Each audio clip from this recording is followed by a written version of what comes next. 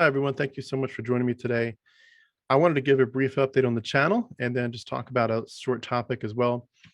Starting with the channel update, we just crossed 4,000 subscribers, so that's a great milestone. It's a great start for sure in the bigger picture. And I get so much feedback from everyone, so much encouragement from people every week, emails and comments saying, this is great, it's making a difference. People asking me to share their stories. It's so, in one sense, what people want to be talking about that I'm getting backed up in terms of scheduling. I'm currently scheduled about 5 months in advance for people that want to share their stories, and I'm a little bit backed up in terms of processing previous interviews. So it's a good problem to have. Just too many people want to share their stories, and I would love, on that note, to be doing this full time. As I mentioned, we just crossed 4,000 subscribers. My estimate is somewhere between 15 and 20,000 subscribers is the earliest that I could consider doing this full time. But if I do ever reach that milestone, and I hope I do soon, whenever I do reach it, that's when I'll begin to start making plans for when I can just do this full time. At that point, when I'm home full time, focused on the channel, on the platform, I will be trying to do interviews just about every day, trying to share an interview just about every day, and certainly doing a lot more of my own projects as well. I've got so many ideas. I probably have about, I don't know, somewhere between 100 and 150 topics that I've got lined up here that I'm just making notes for. It's a good problem to have, again, because I'm the kind of person that likes to think about things for a while, kind of jot down notes and then go back to it, sit on it, thinking it some more, read some articles, think on it some more, let it settle, and then go back to it, do like a really hard push, go through all the notes really deeply, and then go through and edit it a few more times. That's just my personality. I think through things carefully, and I usually like to be very methodical in what I say and how I say it. The topic I do today isn't going to be as much like that because I didn't have as much time to prepare for it, but I'll be doing this one again in 6 months or a year anyway. But it's good to have all these topics in the background, and so many topics people are bringing to me, so many things that are just popping. I can see what people are talking about in Facebook groups and in other videos. There's a lot of hot topics that people just want to be brought to the surface more and more and more, ranging from sexuality to reclaiming your identity to dealing with people that are still stuck in Christianity in the Bible prison. All kinds of questions and issues coming up. Questions about raising children with a mixed marriage where one person is a Christian and one person is not. So many issues that people are desperate, and also just the emotional side of it. Digging deep into reclaiming your identity and what that means. So many subtopics there. I've got notes on so many things, and I'm so excited to be eventually, hopefully, find myself home full time and just doing this every single day. And at that time, I'll be able to hopefully get back to everyone's emails a lot faster. I know some of you have been waiting for an email from me. Thanks for your patience. It's a busy, busy life. We all have busy lives, so I'm not the exception. But adding my name to the pile, I've got a busy life too, just like you. And sometimes things just take a while. But once I'm home full time, it's going to be a lot easier to stay up to speed with everything. In terms of what's coming, I'm working hard on this project, documenting where all the verses in the New Testament are copying from. Obviously, I'm using the word copy in a very broad sense. There's things that are going to be, a lot of things are just strict copies where it's like, this says almost the exact same thing. It's like they just lifted it and plagiarized it. Other things are going to be more like where it's clearly an influence, where this story had a whole motif and several sub motifs, and you see the same motif and the sub motif in the Jesus stories. That's going to come up quite a bit. And of course, a lot of just eventually the bigger picture, like the pagan parallels. Astrotheology is going to become a big part of it at the end. I'm sticking astrotheology at the end of it because I think the biggest bang for our buck is going to be if we can show people clearly just the straight up plagiarization that happened, quoting from the Book of Enoch, from Jubilees, from all these other sources, from Homer, from Plato, Socrates, all that, Pythagoras. Once we can show the clear copies of the stories and the quotes, then we'll go on to the stuff that's more nuanced and the stuff that's more like, well, that's your opinion. But the more you dig into it, you're like, actually, it's hard to just say it's my opinion now because the pattern has a lot of little teeny pieces, and they line up perfectly on both sides, both the astrotheology side and the Jesus side, and on it goes. That project is huge. I believe it's also going to be worth it to just knock it out of the park in the sense of being really, really careful with how I do it. I want that to be exquisite. I think that's the right word for it. It has to be an exquisite project, carefully done, carefully honed. And at that point, I'm still gonna, after all that work, I'm still gonna call it a beta. I'm gonna ask for everyone's feedback. I'm gonna get some scholarly feedback early on, and then I'm gonna open it up to the field in general and ask for everyone's feedback, both in terms of things to pull out that maybe I misunderstood. We're always open to being corrected. Obviously, we want this to be accurate, not just our flippant reasons. And if someone debunks us, we're gonna die on that hill. No way, no way. If we get better information, we go with the better information always. But I'm gonna get some early feedback from the scholars, open it up to everyone, get some more feedback, and I'm just gonna keep on making iterations of it. Hopefully every 6 months for the first couple of years, and then eventually, if it's like, well, there's not that much to change anymore, maybe change it once a year. But keep it as up to date as I can with as much information. And I'm, especially once I'm home, I'm going to be reading nonstop. Every time I'm not in an interview or editing an interview, prepping it for to post, or working on my own monologue, so to speak, I'm going to be reading nonstop. So there's going to be a lot more that's going to be added to the discussion very quickly. And I've got a huge list of resources that I believe are going to make a big difference to this. And that's going to be part of the problem for me at the moment is once I get to the stage where I'm like, all right, I've got 1,000 or 1,500 verses that I can say this verse was clearly lifted from that and so forth. Is that enough, knowing that I've got a lot more to go through? And I'm just going to have to do a cutoff and say, yeah, we're just going to say whatever, May of next year, May of 2022. That's whatever you've got by that point. Present it, knowing you've got a lot more to add. And I can put that in the presentation too. Like there's so much more. This is a lot of it. This is more than the tip of the iceberg. It's a lot of the iceberg, but there's more to it, and we're going to flush it out better. I'm so excited about that. That is my baby. That is my bread and butter. That is where my heart beats. It's not fair to not tell people where your book came from. So that's where this channel's going. And I've got a lot of exciting interviews coming up. I'm so excited for just the list of people that I have already who've said yes, and we've put it on the calendar. I've got a huge list of people that I haven't scheduled yet, but that I intend to, and I'm hopeful. There's some pretty big hitters. I've even got some celebrities on the radar. I'm excited about so many of these, but I hope people get the sense, and I think they do, but I hope people get the sense that this is not about trying to aim for the scholars eventually. Like this isn't to say this channel is going to start with average everyday people who are just sharing their stories, and then we're going to work our way up. When we've got 100,000 subscribers, we're just going to do celebrities all the time. No, that's not what this channel is about. There are some channels where that tends to be more the goal, where they're trying to focus heavily on the scholarship side of it, and I love that. Total kudos to those people doing that.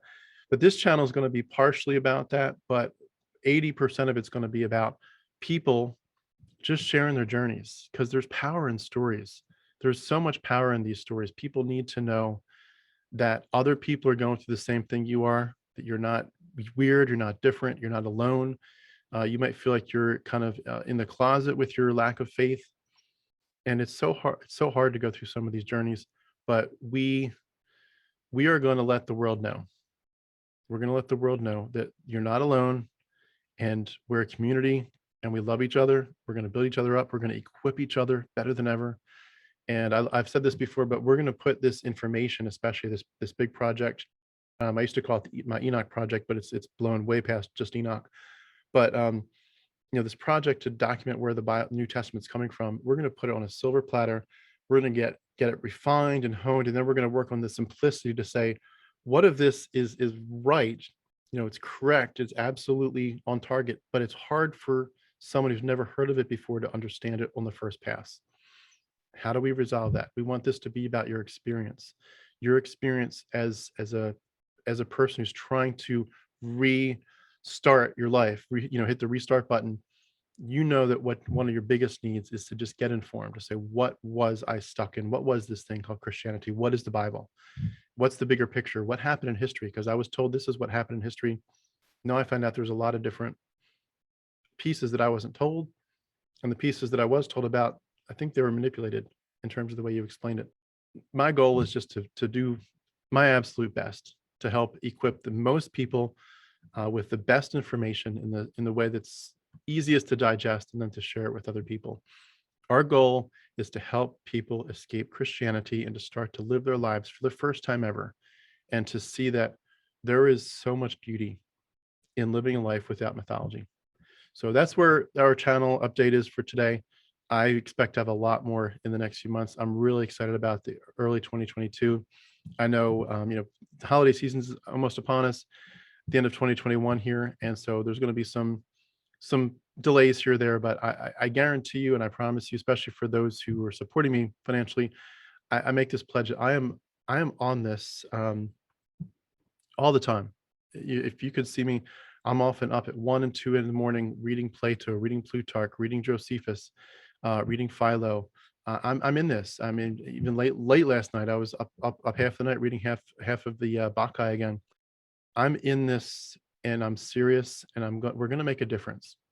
We're going to make a real difference here, and I'm going to be one of the people that helps a lot of people to do that through the education. And hopefully, in addition to my helping people with the education part of it, I equip people, and you all partner with me in this, to equip people to say, well, where are you looking? Where are you getting this information? And that's big on my heart too, just to say, look, I don't just want to do presentations so you can say, wow, this channel or that channel gives such good information. I want to equip you to say, okay, thank you for starting me off on this path, but I'll take it from here, Tim. I'll go do my own study now. I want to equip people to know what to study, where to study, how to get this information. And so those things are coming. They're definitely coming. They're big on my heart. I know people want to know, and I get emails every week from people saying, where is it? Where is it? Is it done yet? And I'm like, I'm sorry, it's not done yet, but it's absolutely worth the wait. It's going to be worth the wait, and then some. It's worth its weight in gold. So with that background in mind, for the channel update, I did just want to go through a brief topic. The topic of why we wanted to believe. This presentation is going to be very much just like a stream of consciousness of some notes I put together last minute. I do intend to refine this, especially with feedback, make it a lot more of a, step by step, connecting some dots, getting people's input. There's a lot more that could be added to this. This is just going to be a short talk through, but I hope that it maybe prompts some thoughts, and I'd love your feedback on what I'm not adding here that I could, and just your overall feedback to these kind of thoughts. But when we leave Christianity, one of the biggest questions that comes up is why are we stuck in this? Like, what happened?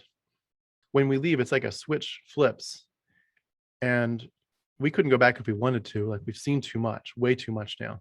It's too much about the mythology, about the origins of this thing.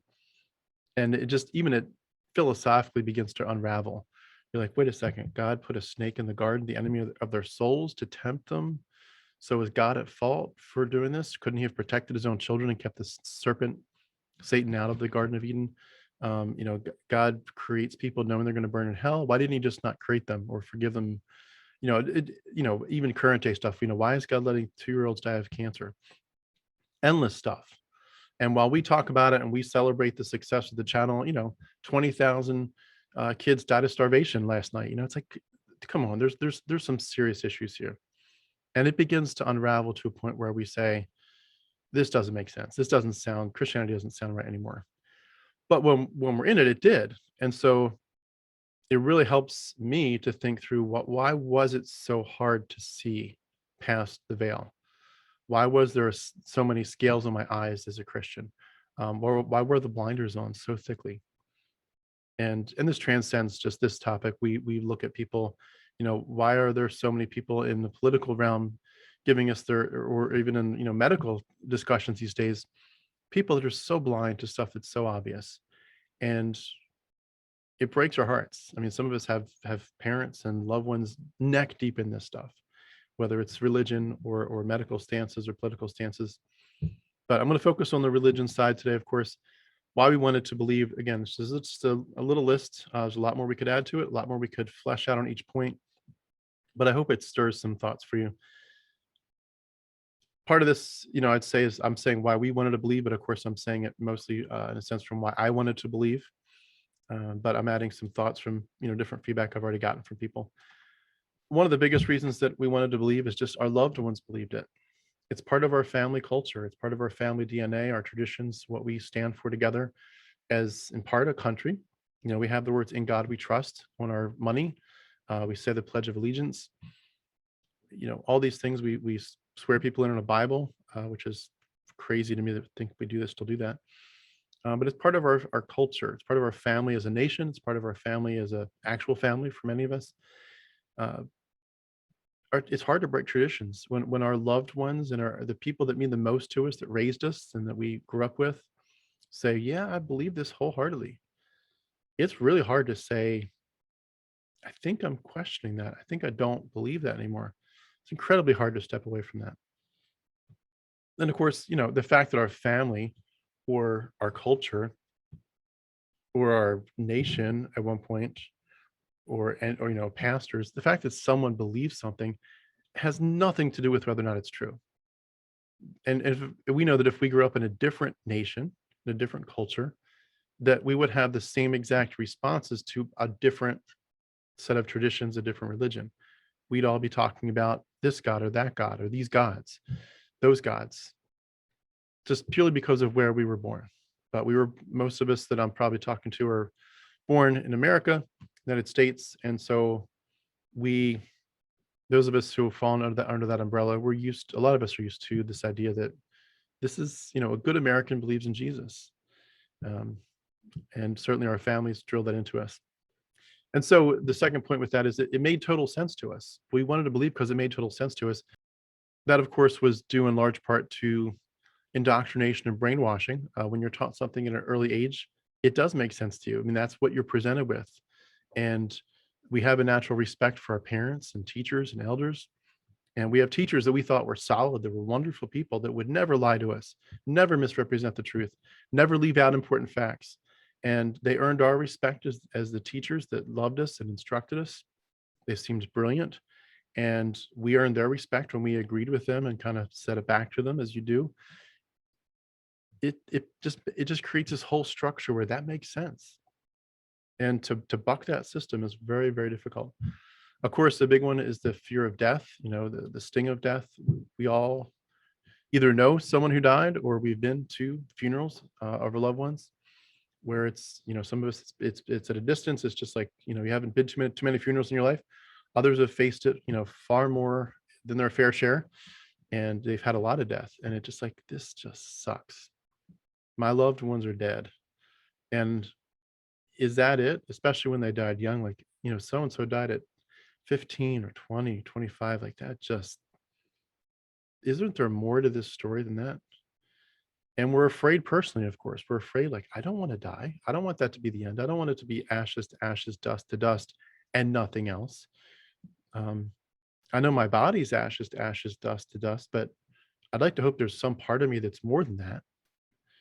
And that's linked, of course, intimately to the desire for an afterlife. We want to live forever. I know some people say, no, I wouldn't want to live forever.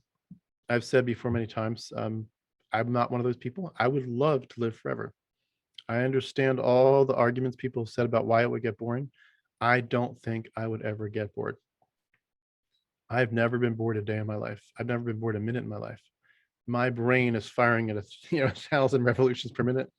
I, sometimes I'll be sitting somewhere and I've a little notepad and I'm just sitting there and just listening to something or something else is going on. And I'll fill up 3, 4, 5 pages of a little notepad just like that with ideas of things I want to study, presentations, studying all kinds of things about linguistics, certainly about trading and harmonics, which is a big passion of mine, as you all know, all kinds of things. I would never be bored. I want to live forever. And especially if it was heaven where it was perfect.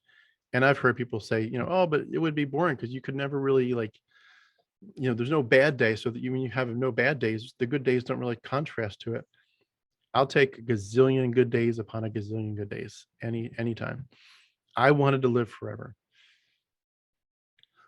And that desire is huge. And when you consider the alternative where it's like you just die and you get remembered briefly, but within 2 or 3 generations, nobody knows you. Anyone who knew you is now dead too.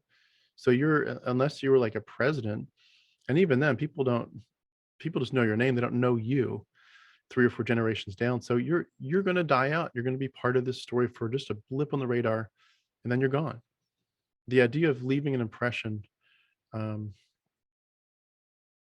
it's big. It weighs heavy on our hearts, and realizing that that's not even an option. It's not an option.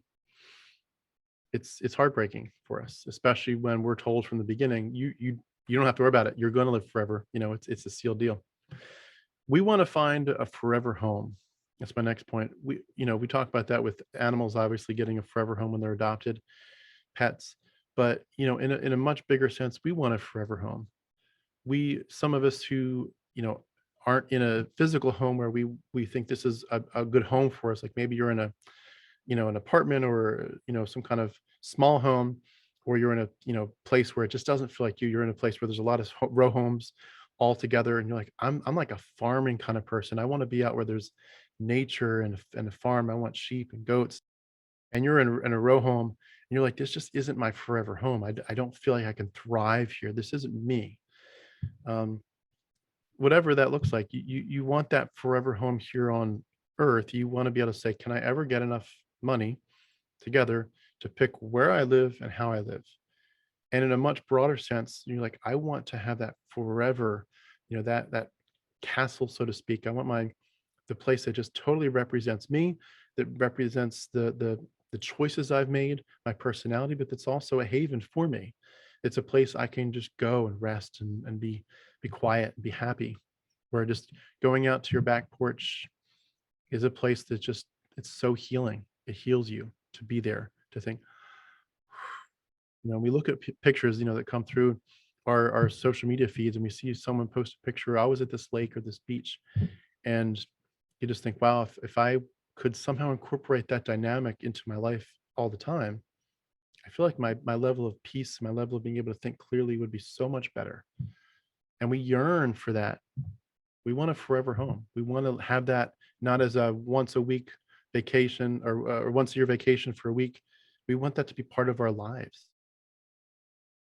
We want a forever home, psychologically, emotionally, and even physically.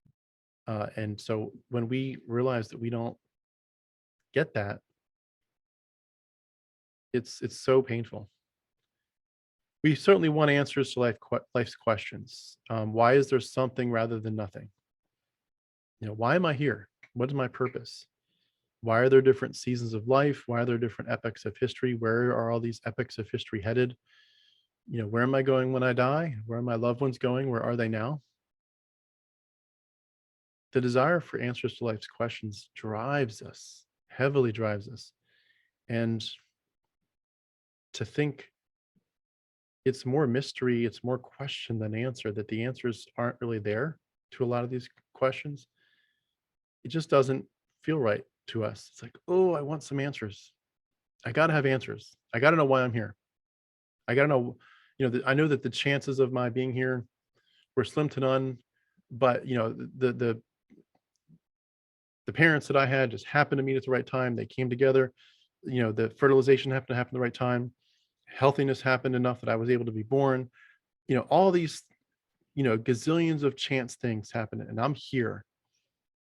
It feels like there's got to be some reason that it all came together. So many questions like that haunt us and that drive us and inspire us, and put a sparkle in our eyes. Like, let's figure it out. To think it's a mystery. We don't know. We don't know where it all came from. We don't know where it's all headed. And there's a much bigger picture in terms of just the reality of the existence that's around us, this universe. So many questions with quantum physics and all this that are way beyond us. We want questions, and we want answers to life's questions, and we don't get them. And it frustrates us. It drives us to ask good questions, but it leaves us feeling a little bit empty, that we can't have the answers. And Christianity comes along and says, here it is. I laid it out for you. It's really easy. This is your purpose. This is why you're here. This is where it started. This is where it's going. Any questions? That just feels so good. Feels like a glove on a hand. Yes, it fits. Until it doesn't. And eventually, like, this glove is like a glove of acid.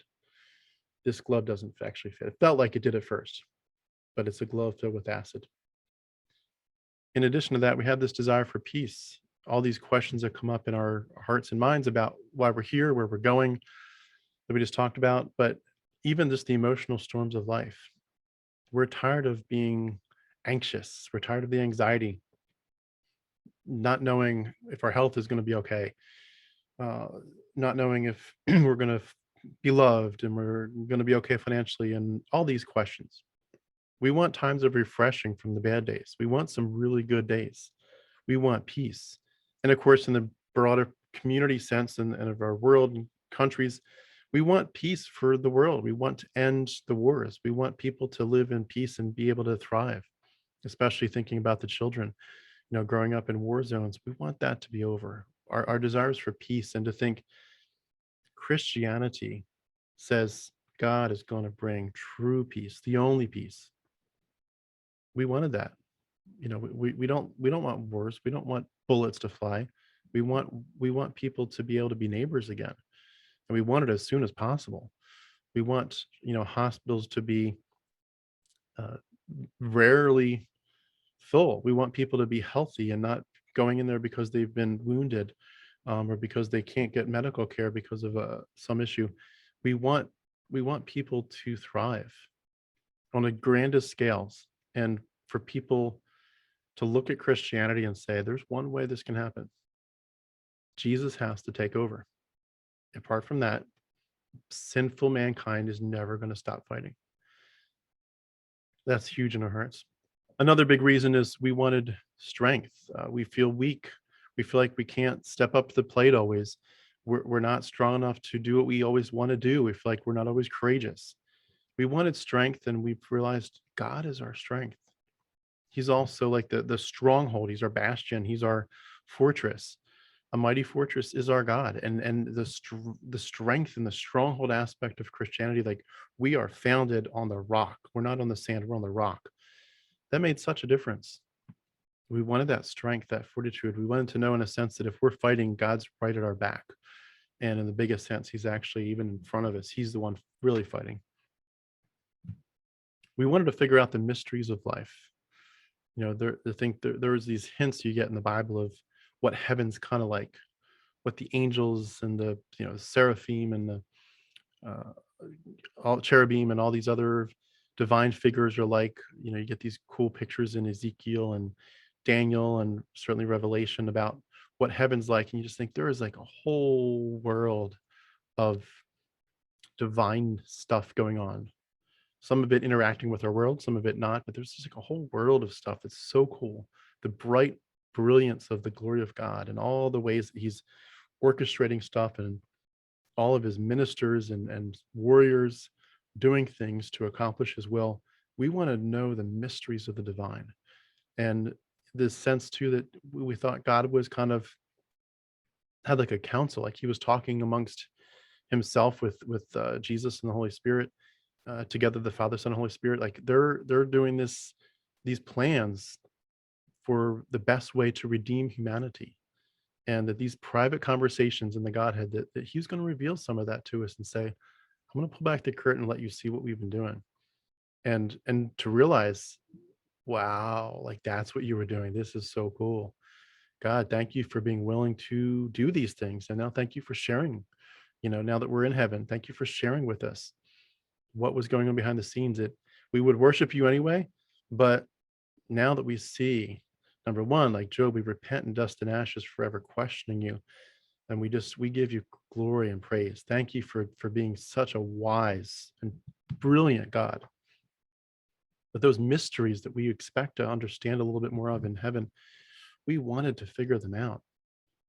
And Christianity comes along and says, I'll give you enough snippets to chew on for a lifetime. And it's some really cool stuff. And it'll whet your appetite for the real unveiling that you'll see in heaven. We wanted to figure out the mysteries. We certainly get very uncomfortable with randomness and chance. We want both the idea in a general sense of evolution. We didn't want to believe evolution was real. At least many of us didn't. Not that we didn't want to believe, we just knew it wasn't real. But we also wanted to believe that that there is a divine plan to all this, that this isn't random. He didn't just, God didn't just kind of sprinkle some stardust and hope it turned out okay. We want to think that he's crafting it. He's a master craftsman, kind of like when you see someone who can, take a chisel to the marble and come up with this glorious statue, or with clay, that he, or a master painter, he is this master artist, and he's making art with this world in your life. And it looks like it's chaotic right now, but like a tapestry where it's all just strings that are all random. When you flip the tapestry, you see this beautiful picture. And a lot of us in church heard that story many times, but we wanted to believe that this isn't random, this isn't chance. It's terrorizing to us to think this is just random.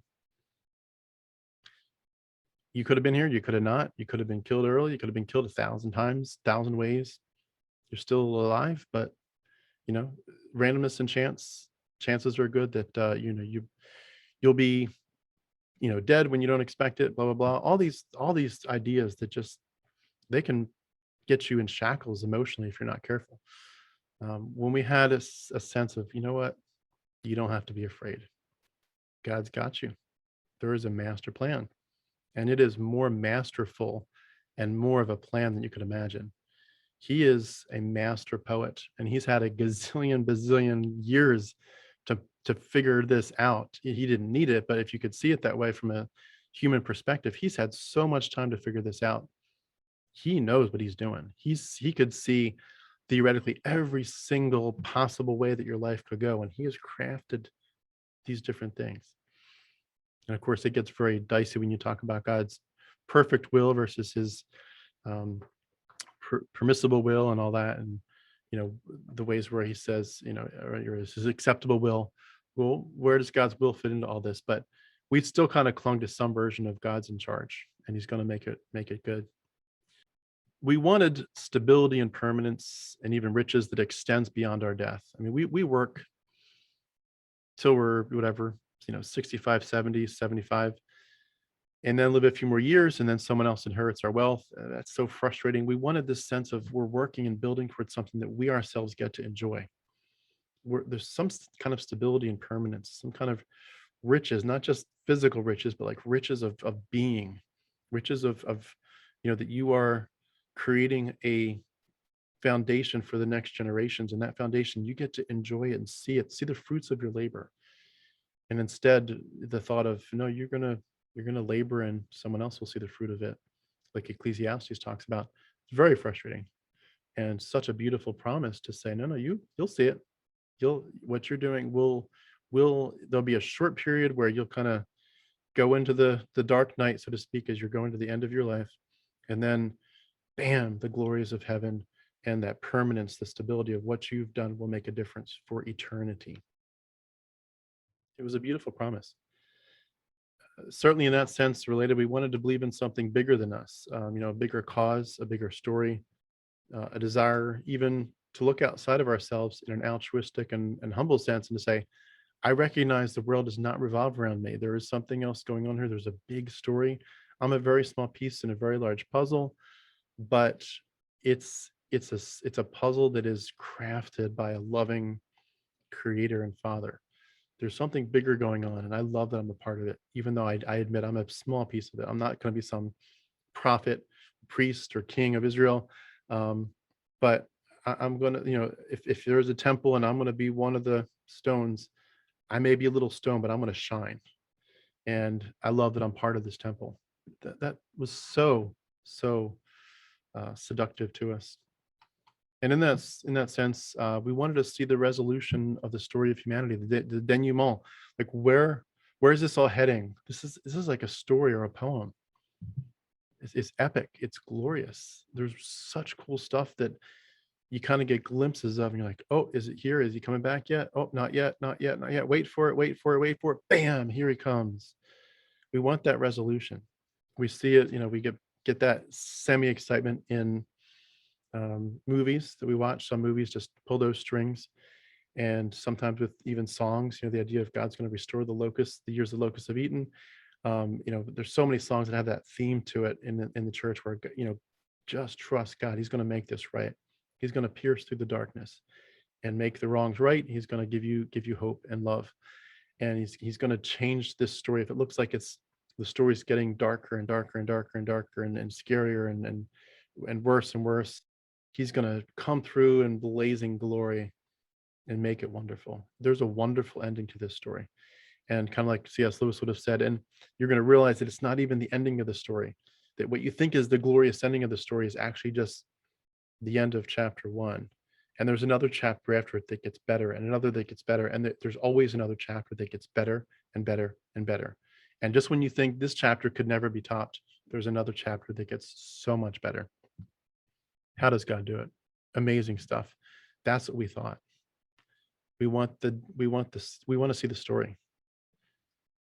Of course, we wanted justice to prevail. We wanted things to be made fair, for wrongs to be made right in the end, to know that criminals and abusers are not going to get away with their crimes and offenses that they did in private, especially to children. That the scammers and liars will have their activities brought to light. Overall, whether it's looking at war crimes or just individual things that people have done to us, we wanted justice to prevail and the truth to prevail along with it. For people to not be able to keep on lying and distorting the truth, to say, just tell the truth for once. What really happened? What did you really do? Tell us. And for people to have an accounting, we wanted justice to prevail. And the idea of justice not prevailing was just not an option. It's like, there's no way. There's no way that people can get away with these kind of crimes. And there's never going to be a court that's going to prove that what they did, bring it to light. That doesn't feel right. And so we stayed in Christianity. Of course, we love superheroes. We love the idea of, how does this justice occur? How does this story get so good in the end? How does it come to a glorious conclusion? There's a superhero involved, and we all know the superhero movies of the last few years. Obviously, there's lots of endless superhero stories from the last couple thousand years, but we love a hero story. We love someone that comes in and saves the day when no one else can. And so Jesus is the superhero of all. He obviously, we got pulled into that exponentially. We do tend towards systems and paradigms. We have all these questions and thoughts and ideas, and this verse and that religion and this conversation. We need somewhere to file it all. We catalog things, so to speak, and to have a system and a paradigm to say, I can catalog this very easily. You're either for Christ or you're not. You're either in Christ, you're a Christian, or you're not. You're either speaking the truth, which is the Bible, and you're speaking with the Bible and affirming it, or you're not. You're either in Christianity or you're not. It's a really easy system and paradigm, and of course, there's little subsections of each side. But having a system that's more black and white, very little gray there. It's so cool. And obviously, there's gray areas where you'd say, well, did I believe Genesis 1 was literal? Is the Earth 6,000 years old? Is there any part of evolution that could have happened? There's little subsystems, but the big picture is, God is God. His word is the inerrant word of God. Jesus is his son, and he's our savior. You get those right, you're on the right path. Most likely that you get into something crazy, you're going to get some other stuff right if you stick to those big ideas. We love that. We love the system, the paradigm that makes it easy to filter life. Unfortunately, sometimes what it amounts to is, instead of a good system and a paradigm, what it really is we also tend to want answers, even if they're poor ones. Who did this? Who is the responsible criminal? Oh, we found him. Answer. Good. He's in jail. Bam. He's been shot dead. Good. It's problem solved. Well, maybe there were more people involved. We've seen some of those movies where, one person gets framed, and there's actually a whole system of people, but because the one person got framed and they got caught and they got, executed or put in prison, it feels like, okay, that we solved this crime. We got the one person that did it. And they don't realize, because of the, cover up that maybe is portrayed in the movie, there's a whole group of people that did it. They're just very successful at using a scapegoat. And we're the kind of people that like answers, even if they're poor ones, and even if they're not logically thought through. We wanted to feel like we took responsibility to make the best choices in the most important arenas of life. You're going to get some things wrong. You're going to take the wrong job sometimes. You're going to date the wrong person. You're going to make a bad choice. You're going to go to the wrong restaurant, say, oh, I'll go to this restaurant and try that food, and bam, it didn't work out so well. And now you're sick. You got food poisoning. Some big choices. I'm going to spend this money here knowing I really don't have it to spend, but I'm going to spend it. And then later on you had an emergency, you needed that money, and you don't have it. Like, oh, that wasn't a good choice. Now I'm, short cash. We all make good and bad choices in a bunch of areas of life, but we like to think, okay, if there's like a list of all the choices, and some of these little ones don't really matter, they'll matter for a day or a week, but we can get over it if we make a bad choice. There's others in the middle, where it's, you're talking about things ranging from schools you go to all the way up to like marriage. But then there's like the biggest ones. The biggest ones are, of course, where are you with God, and what are you going to do with your life? And of course, the answer to that is, you're going to have Jesus as your savior. You're going to love God with all your heart, live for his kingdom, and you're going to love people through the love of Jesus. You're getting the biggest arenas of life correct. That you're taking responsibility and saying, I'm going to be an adult about this. I'm going to take it seriously what the preacher's saying. I need to man up. I need to woman up and say, it's time to stop treating this like I'm a kid, like it doesn't matter. It does matter. I have to make my life count. I will take responsibility. I will choose to say where I was wrong, confess it, make it right, restitution, all that. And then I will choose the right path, and I will stay on that right path. I will take responsibility for my actions and my beliefs. We really wanted to feel like we were responsible people. And we felt the pride of saying, I do take this seriously. I'm sorry when I didn't, but I take it seriously now. And I feel like I'm proud of myself. These are choices that I can stand up for. I can say, Tim did the right thing. Kudos to Tim. Great job. That feels good. It feels good. It feels real good. But it wasn't real. You were being deeply responsible to mythology. We wanted some way to differentiate between the kinds of offenses that occur in life to us. When someone says, if someone bumps into you accidentally, or cuts you off in traffic, you quickly question, did you mean that? Were you trying to do that? Were you being obnoxious to me? And most of the time, fortunately, we figure out quickly it probably was an accident. They probably didn't see us or whatever, and we let it go. But then when we see someone that does something very much of an accident, especially when it's repeated or aggressive, we're like, they didn't accidentally do that. They meant to do that. They did it on purpose. They came back and did it a second time on purpose. These are aggressors. And seeing those kind of offenses happen in life, we needed some way to say, what's going on here? And we, of course, number one, we explained it through wickedness of the heart. This is a sin issue. And we, of course, put it in the paradigm of they need to repent and make it right, or they're going to be judged by God. Having offenses in life where people deliberately hurt us and wound us, especially repeatedly, deeply, where they could have easily chosen to be loving or just to walk away, and instead they chose to be an offense and to be hurtful, to deprive us of something. It just feels like there's got to be somewhere to put that weird experience of like, why are you doing this to me? Why are you being so mean? And to know that we can kind of hang that up on the structure of this theology and say, there's a reason why they're doing it, and you don't have to worry about it. God's going to take care of it. God's got a book. God's got a book. He's writing it down. That part of life is so difficult to deal with when we realize people aren't accidentally hurting us, but intentionally. And of course, that goes along with just the general idea of we wanted to be right. We see so many discussions of, are you right or are you right? Should we be taking this side of this political issue or that one, this side of this medical decision or that one? So many, even finances, in our country and personally, all these little discussions. But we just wanted to be like, on the biggest decisions of life, I'm on the right side. Those who oppose this are foolish, and they need to just basically shut up and listen to the truth. We want to be on the right side. We want to be able to think that we're going to be vindicated for having made good choices. That drives us so much. And when you get the preacher saying, we're right and everyone else is wrong, we're right and everyone else is wrong. And especially when you add into it, don't listen to the dissenters, don't listen to the heretics, don't listen to the atheists, Don't listen to people outside of our group. We have the truth and no one else does. We are right. They are wrong. They really don't matter anymore. Oh, that feels good. I've got it right. I've got the key. I've got the golden ticket.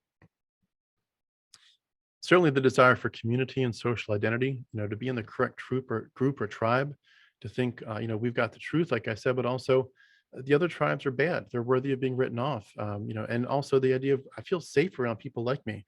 Oh, my parents say Jesus is the savior and the Bible's true. You say it too? Okay, well, you're safe then.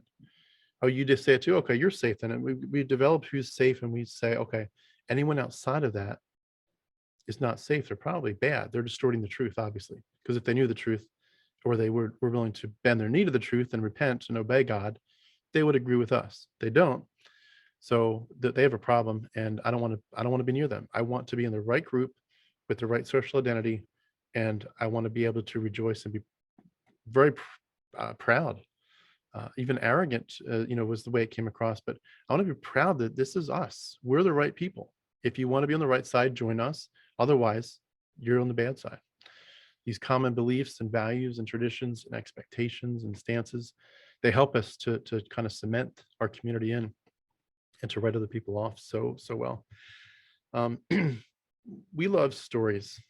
This is just so obvious, but we love epic stories. I talked about superheroes, but it goes beyond that. We love epic stories of love, of rescue, of redemption, of people being chased by something horrible, but then they escape it, by people waiting for a long time for their expectation, and they get it, pursuing a dream, but finding it at the end.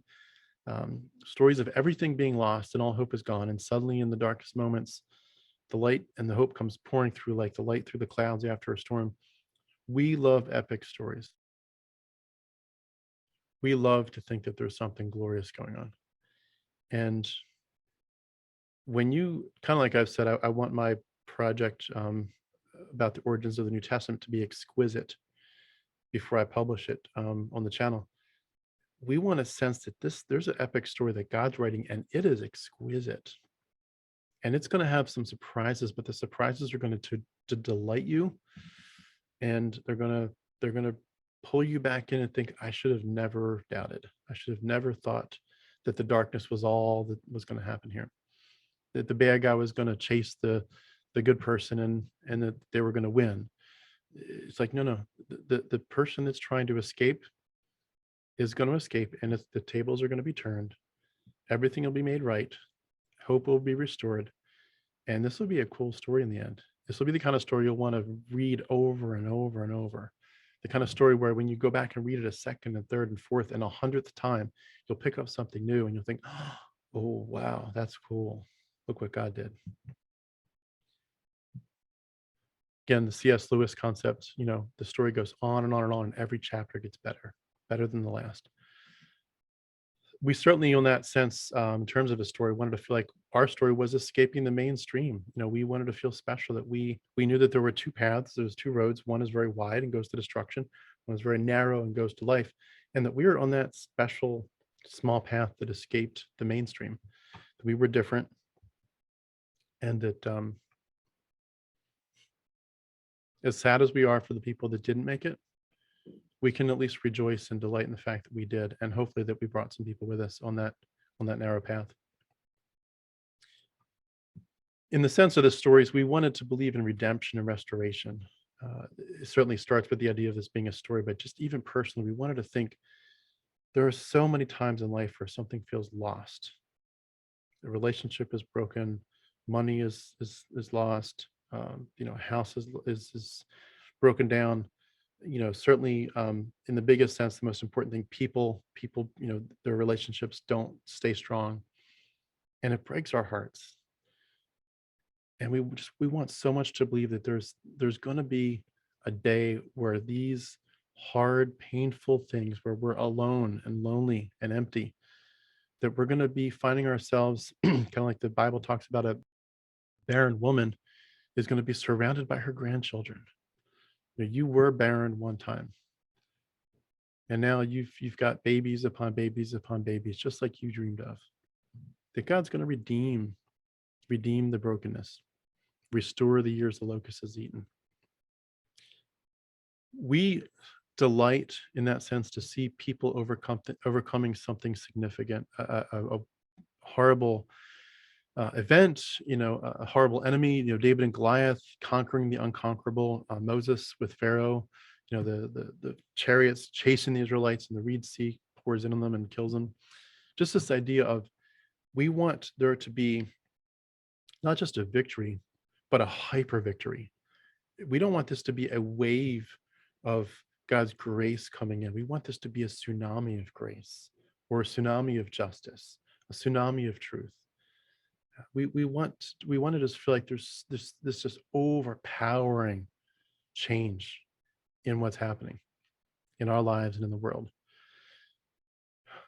We love people overcoming their fears, or having the source of their fears beaten down and overcome.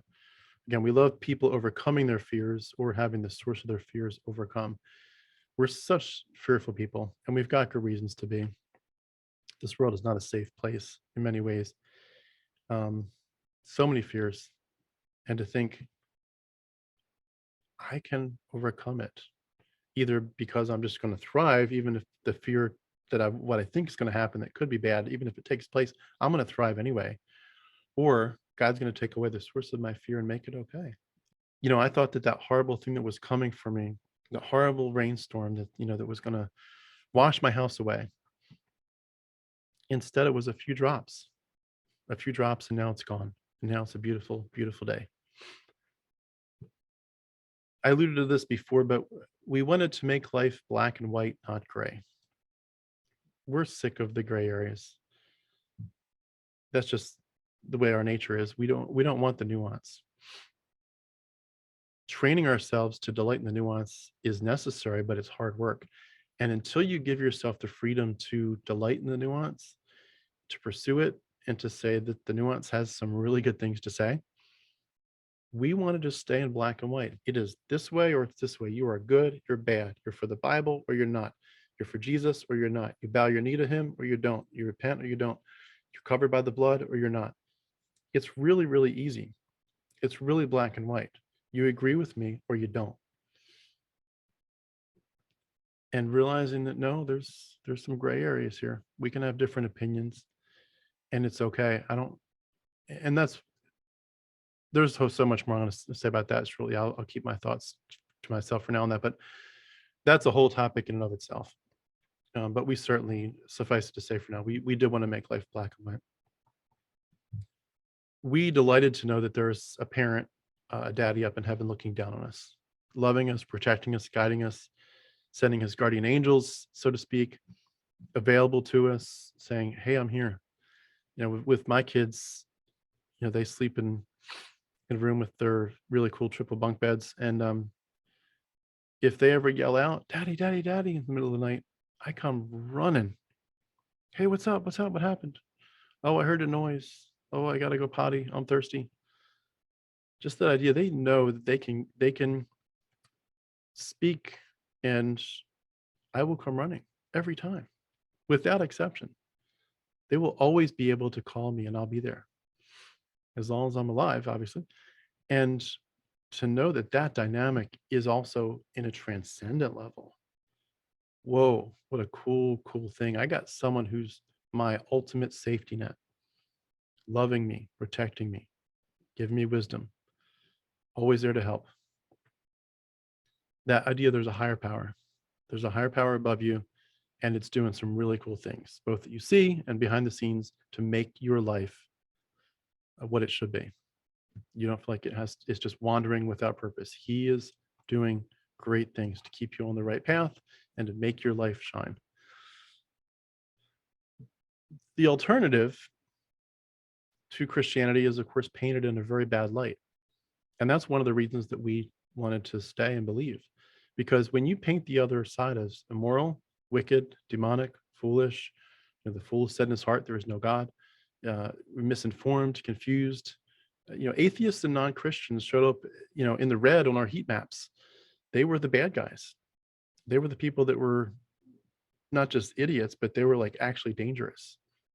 When you paint every other alternative worldview as bad and severely misinformed and severely misinterpreting life, it's it's not hard to stay away from them because you know that they're wrong.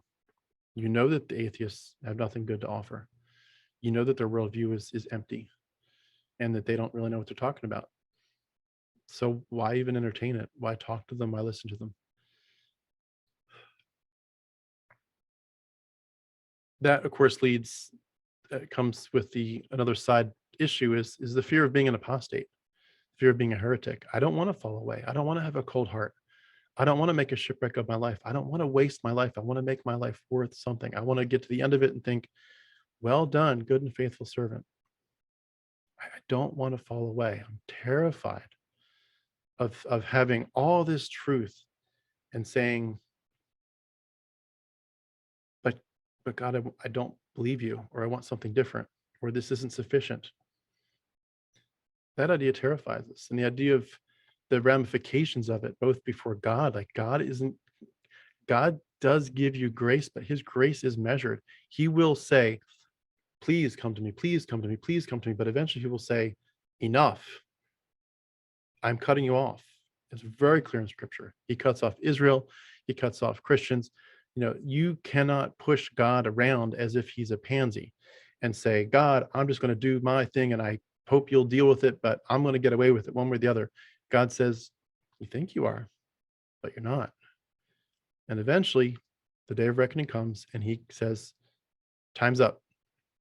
I gave you 10,000 chances to turn this around and you rejected every single one. I stood in front of you, as it were, and gently shook you and said, why are you intent on dying? And you just said, screw you, God. I'm intent on dying.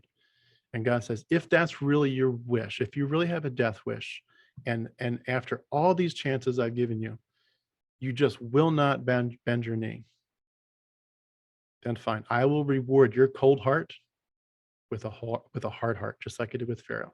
I will take your cold heart, make it hard. I will take your cement that you keep on trying to harden and make it hardened against me. And I will put the whatever it is, the blue light or whatever that makes certain glues hard immediately. Like I will put the light on it and I will harden it right now.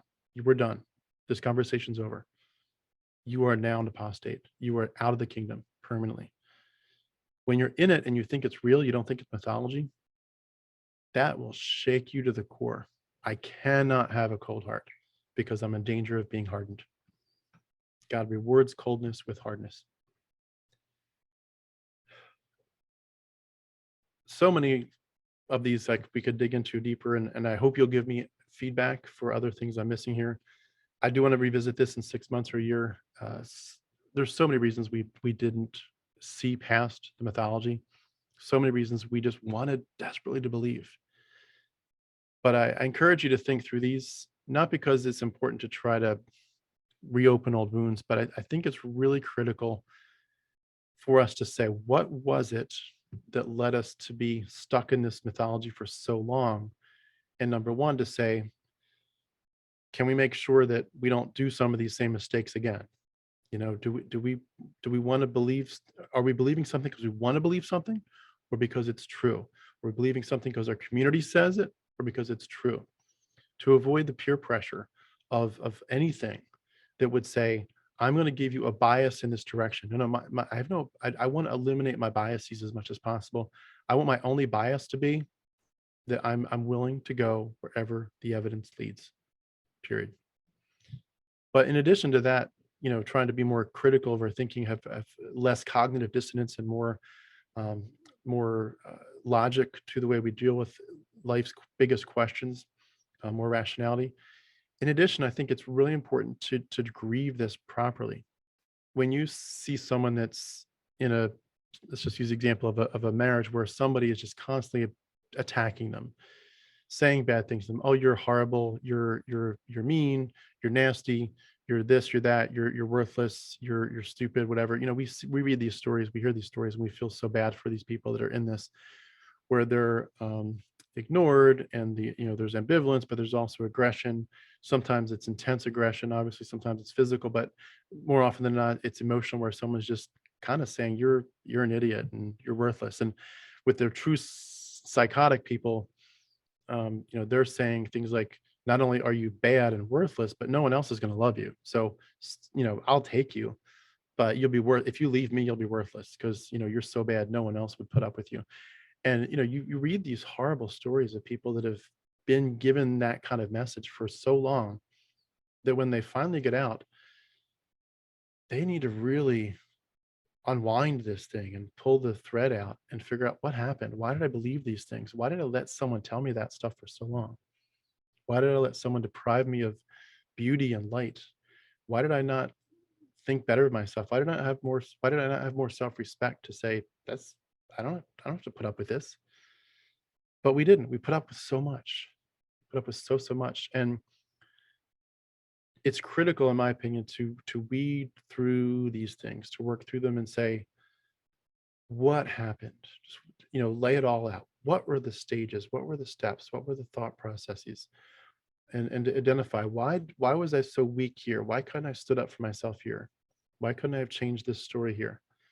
Why did it take so long?